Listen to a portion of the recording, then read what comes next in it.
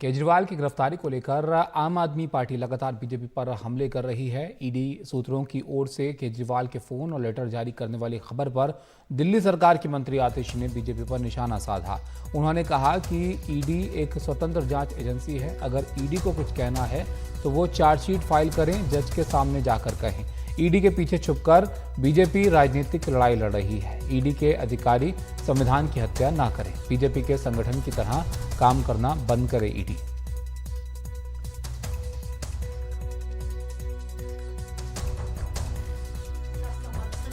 तो ईडी अरविंद के अगर आज आप ईडी लड़ाई है, क्या कोई पॉलिटिकल पार्टी है जो सोर्सेस से खबर प्लांट करती है? ईडी एक इंडिपेंडेंट इन्वेस्टिगेटिंग एजेंसी है, देश की एक स्टैट्यूटरी इन्वेस्टिगेटिंग एजेंसी है। अगर ईडी को कुछ कहना है तो चार्जशीट फाइल करे। अगर ईडी को कुछ कहना है तो कोर्ट में जाके कहे। अगर ईडी को कुछ कहना है तो जज के सामने जाके कहे। ये जो ईडी के पीछे छुपकर भारतीय जनता पार्टी अपनी राजनीतिक लड़ाई लड़ रही है, अपनी चुनावी लड़ाई लड़ रही है, वो करना बंद करे। ईडी के भी सभी अफसरों को मैं कहना चाहूंगी कि आपको इस देश के संविधान ने, इस देश के कानून ने कुछ ताकत दी है। इस संविधान का हनन मत करिए, इस संविधान की हत्या मत करिए। आप भारतीय जनता पार्टी का अनुषंगिक संगठन नहीं है। आप इस देश के कानून के तहत बनाई गई एक इंडिपेंडेंट इन्वेस्टिगेटिंग एजेंसी हैं। भारतीय जनता पार्टी के अनुषंगिक संगठन की तरह काम करना बंद करें।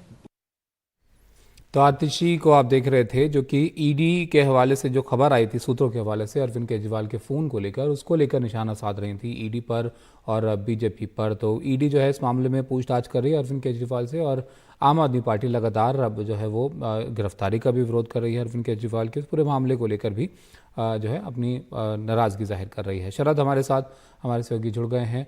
शरद, अब ईडी की जो पूछताछ हो रही है उसमें जो बातें सामने निकल कर आ रही हैं वो भी जो आम आदमी पार्टी है उनको पसंद नहीं आ रही है।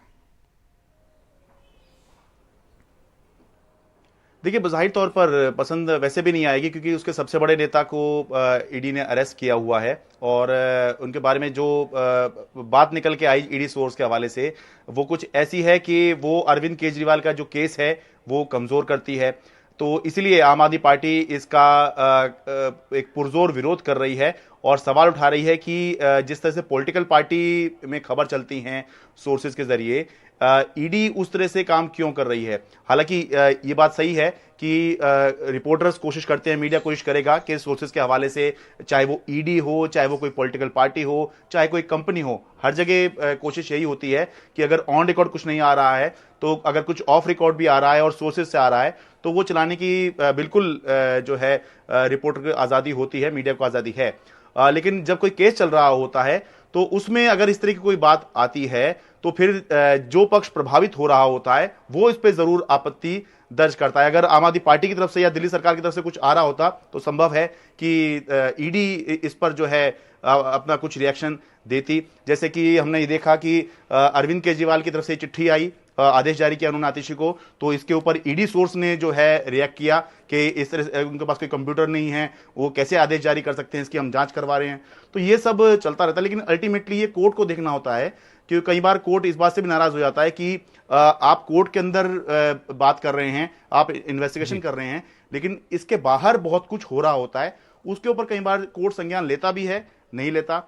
इस मामले में देखेंगे कि जब ईडी ये सारी बात, अभी क्योंकि वो पूछताछ कर रही है, अब जब 28 तारीख को वो कोर्ट के सामने जाएगी तो फिर ईडी क्या बताती है और आगे क्या अरविंद केजरीवाल की वो रिमांड मांगेंगे या नहीं मांगेंगे। और ये जो बात सोर्स के हवाले से आई है, ये जब ईडी ऑन रिकॉर्ड अदालत में रखेगी तब फिर आम आदमी पार्टी से सवाल पूछा जाएगा कि आपने उस दिन इसको खारिज किया था, लेकिन अब देखिए ये ऑन रिकॉर्ड जो है अदालत में बता रहे हैं। तो ये सब एक लंबी लड़ाई है जो लगातार ही जो हमें अभी अगले कुछ दिन या कुछ साल तक भी देखने को मिल सकती है।